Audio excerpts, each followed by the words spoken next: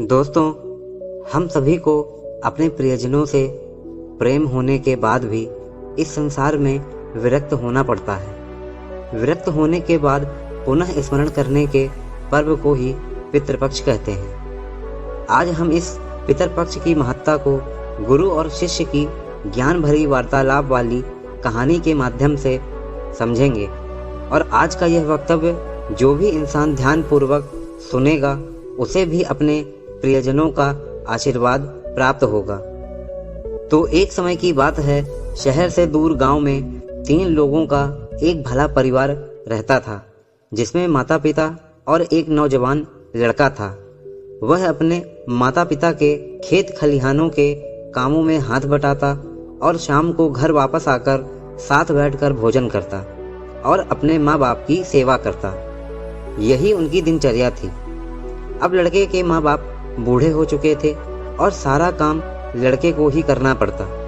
अब लड़का कामों में काफी व्यस्त हो गया था, पर धीरे धीरे समय बीतता गया और एक दिन वो समय आया जिसको शायद कोई पसंद नहीं करता। अब लड़के के बूढ़े माँ बाप इस संसार से विदा हो गए थे। लड़का अपने आप को बहुत अकेला महसूस कर रहा था। उसका मन शांत नहीं हो पा रहा था। वह हमेशा सोचता रहता कि अब वह अपने माँ बाप की सेवा कैसे कर पाएगा। तभी उसने अपने गांव के पास एक संत जी के आश्रम में जाने का निश्चय किया, जहां गुरुदेव अपने शिष्यों को मन को शांति प्रदान करने वाली शिक्षा प्रदान करते थे, ताकि मन शांत रह सके और संतुष्ट भी। लड़का अगले ही दिन गुरुदेव जी के आश्रम गया और अपनी पूरी मन की स्थिति को बताया। गुरुदेव जी ने कहा, शिक्षा के लिए सर्वप्रथम शिष्य बनना जरूरी है। तब लड़के ने गुरु जी से शिष्य बनने की इच्छा जाहिर की। तब गुरु जी ने भी लड़के को अपना शिष्य बना लिया, क्योंकि लड़के में ज्ञान प्राप्ति के लिए ललक दिख रही थी। अब दोनों के बीच गुरु और शिष्य का संबंध बन चुका था। गुरुदेव जी ने कहा, सभी शिष्यों के साथ नैतिक ज्ञान प्राप्त करना और तुम्हारी बारी आने पर अपने मन में चल रहे प्रश्नों को एक एक करके मेरे सामने रखना, जिसके प्रति उत्तर से तुम्हें अपने सभी प्रश्नों के उत्तर मिल जाएंगे। यह सुनकर लड़का खुश हो गया, क्योंकि उसके मन में सबसे बड़ा प्रश्न यह था कि वह अपने माँ बाप से कैसे मिल सकता है और सेवा कर सकता है। अब वह पूर्ण संतुष्ट था कि गुरुदेव जी के सानिध्य में सभी प्रश्नों के जवाब भी मिलेंगे और मन को शांति भी। अगले दिन सभी शिष्यों के साथ लड़का भी प्रवचन में बैठा और अंत में गुरु जी ने अपने मन में चल रहे प्रश्नों को पूछने का मौका दिया।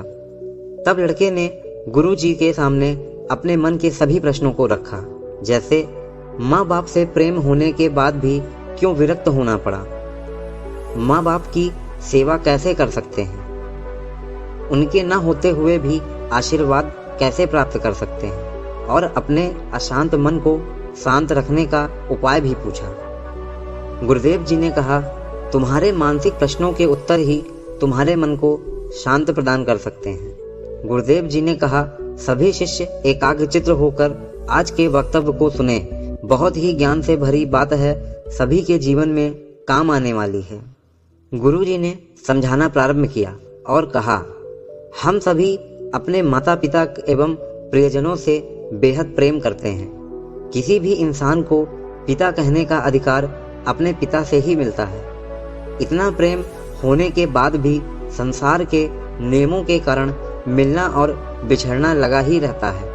एक बात तो सर्वदा सत्य है कि जो इस संसार में आया है एक दिन जाना होता है, और हम ना चाहते हुए भी अपने प्रियजनों से दूर हो जाते हैं। पर हम अपने सनातन धर्म के रास्तों पर चलकर हमेशा ही अपने प्रियजनों का प्रेम और आशीर्वाद प्राप्त कर सकते हैं। यह समय हर वर्ष 16 दिनों के लिए आता है, जिसे हम पितरपक्ष कहते हैं, यानी कि अपने प्रियजनों का दिन जो अभी संसार में नहीं है। तभी शिष्य ने प्रश्न किया कि इस समय क्या हम अपने प्रियजनों से साक्षात मिल सकते हैं, और इस पक्ष के बारे में विस्तार से जानने की इच्छा जाहिर की। तब गुरुदेव ने बताया, भगवान श्री कृष्ण ने कहा है कि आत्माएं अजर और अमर हैं, अर्थात आत्मा कभी मरती नहीं है। ये बस एक शरीर को छोड़कर दूसरे शरीर में चली जाती है। इसलिए आप अपने पूर्वजों को जब भी कुछ अर्पित करते हो तो उन्हें मिलता है। आज के इस वक्तव्य में हम अपने प्रियजनों जो अब इस धरती पर नहीं हैं उनके सम्मान के बारे में जानेंगे, ताकि हम पंच तत्वों में विलीन अपने प्रियजनों का स्नेह और आशीर्वाद प्राप्त कर अपने जीवन का उद्धार कर सकें। फिर गुरुजी ने शिष्यों को समझाते हुए कहा, पितृपक्ष एक ऐसा समय है जब हमारे पूर्वज धरती पर आते हैं और अपने परिवार वालों से अलग अलग रूपों में मिलते हैं। पितरपक्ष के इन 16 दिनों की अवधि में मृत्यु के देवता यमराज आत्माओं को मुक्त कर देते हैं ताकि वह धरती पर अपने परिवार को निकट से देख सकें। वहीं पितृपक्ष में संतानें अपने पितरों की आत्मा की शांति के लिए पूजा पाठ व तर्पण करते हैं। श्राद्ध पक्ष के दौरान पूर्वज अपने परिजनों के हाथों से तर्पण स्वीकार करते हैं। जो लोग इस दौरान सच्ची श्रद्धा से अपने पितरों का श्राद्ध करते हैं उनके सारे कष्ट दूर हो जाते हैं। जो लोग ऐसा नहीं करते हैं उनके पितरों की आत्मा को मुक्ति नहीं मिलती और पितृ दोष लगता है। फिर शिष्य ने पूछा, क्या हम अपने पूर्वजों को देख सकते हैं और ये श्राद्ध क्या होता है? फिर गुरुजी ने श्राद्ध का अर्थ बताते हुए कहा, श्राद्ध का मतलब श्रद्धा पूर्वक अपने पितरों को प्रसन्न करने के लिए अपने अपने धर्म के अनुसार विधि विधान से किए गए पूजा अर्चना से है। जो परिजन अपना देह त्याग कर इस संसार से चले गए हैं उनकी आत्मा की तृप्ति के लिए सच्ची श्रद्धा भाव के साथ जो तर्पण किया जाता है उसे श्राद्ध कहा जाता है। हिंदू धर्म में जन्मे इंसान पर प्रायः 3 प्रकार के ऋणों का महत्व बताया गया है। पहला है देव ऋण, दूसरा है ऋषियों का ऋण, तीसरा है पितृ ऋण। इनमें से पितृ ऋण का महत्व सबसे अधिक है। पितृपक्ष पितरों का उद्धार करने के लिए मनाया जाने वाला त्योहार है जो अश्विन कृष्ण पक्ष की प्रतिपदा तिथि से लेकर अमावस्या तिथि तक मनाया जाता है।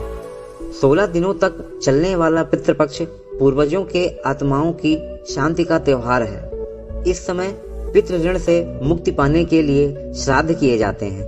पितृपक्ष में श्राद्ध पितरों को मुक्ति दिलाने के लिए किया जाता है।